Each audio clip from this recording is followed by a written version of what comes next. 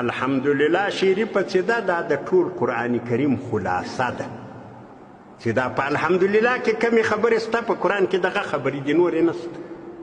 او عمده خبرې په قرآن کریم کې هم دا څلور دي الحمدلله هم دا څلور راوړي دي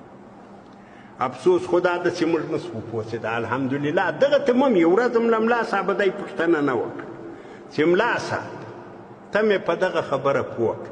او دغه پوښتنه زما 43 کاله کېږي سر مې 44 کال د ملایي تر اوسه چا نه درس کړي چې ملا صاحب دغه په هر رکعت کې د الحمدلله ولې ویله کېږي دا نور سورتونه نه ویل کېږي دا وایي و دا خو د یو پوښتنې ځای ده یو ورځ به تا ته دی په خیال کې درتله چې الحمدلله خو هم د قرآن یو سرت ده چې دا خو له دې وجې کېږي چې دا د ټول قرآن کریم خلاصه ده په هر رکعت کې چې تا الحمدلله وویله دا ټول قرآن کریم اجمال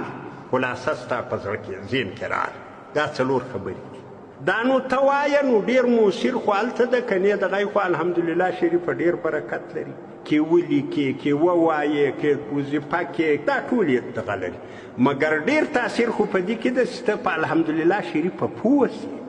اول به دغه تاریان سي چې یا الله څونه عظیم ذات یې په دا لږ تورو کې دې څونه خبرې ځای کړي امام رازي رحمت الله علیه وایي ما په یو مجلس کې ویل چې په الحمدلله کې 10,000 مسلې دي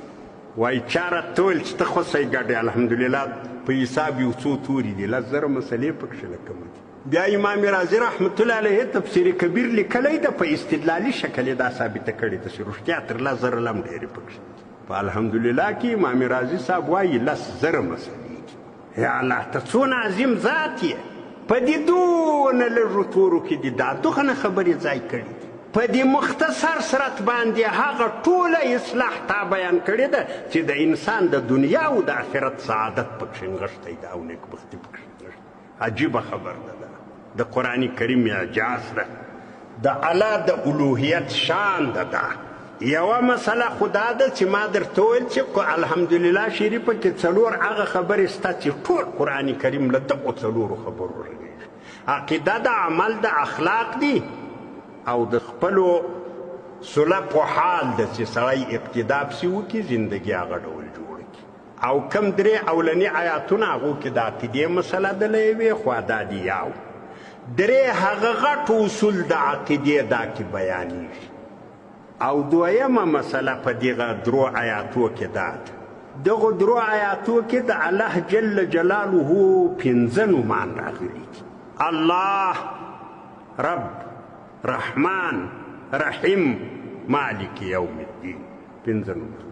دا هم د یو سوال ځای ده چې ولې د الله په دې دونه نومانو کې دلته دغه نومان راغلي دلته هم زموږ چورت نه ده ګرځېدلی او نه به بیا نو دغه دوه مسلو ته توجه پکار ده چې دغه الحمدلله رب العالمین الرحمن الرحیم مالک یوم الدین دوی خبرې رالی او د عقیدې اصول درته بیان کړو د الله توحید په دې کې بیان الله یو د شریک نه لري د پیغمبر علیه الصلاة والسلام د نبوت اثبات پکښې ده د پیغمبر علیه السلام نبوت حق ده بلکې د ټول انبیاو نبوت حق ده دا دویمه مسله پکښې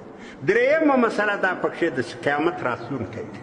نیک به د خپلې نیکۍ بدله وویني بد به د خپلې بدۍ بدله وویني دا حتمي ده دا درې اصول دي د ایمان چې الله ومني پیغمبر ومني قیامت ومني اگر که اصول خو شپږ دي خو خیر دا درې په نسبت وا نورو ته اهم دي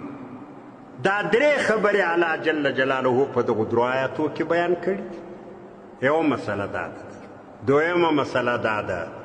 د الله جل جلاله 15 نومان دلته ذکر دي او د الله جل جلاله په دې 15 نومانو کې هر نوم داسې ده چې ته اوس د 15 کلو سې زه به واړه د دغه نامه په تفصیل کې اخته سي دا ځان ته د دې معنا معلومه یې د دې حقیقت معلومه یې ستا به ژیره راسي بیا به توره وي بیا به سپینه وي بیا به مړ سي د دغه یوه نامه حقیقت به لا تا ټول نه معلوم کړی ځان ته